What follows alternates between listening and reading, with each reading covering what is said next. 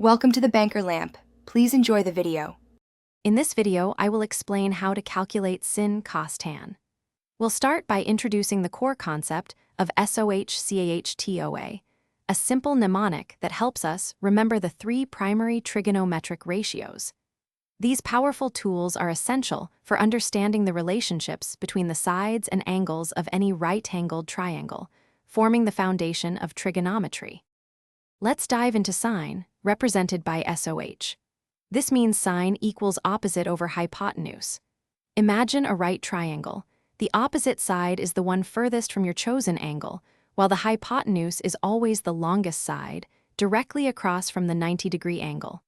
For example, if the opposite side is 3 units and the hypotenuse is 5 units, the sine of that angle is 3/5. Next up is cosine, or ca, which stands for adjacent over hypotenuse. The adjacent side is the one that touches your angle of interest, but isn't the hypotenuse.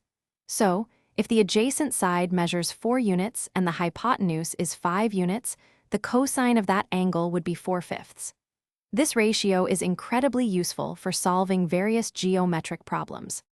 Finally, we have tangent, or TOA, meaning opposite over adjacent. This ratio is particularly handy when you're working with a right triangle and don't know or need the hypotenuse.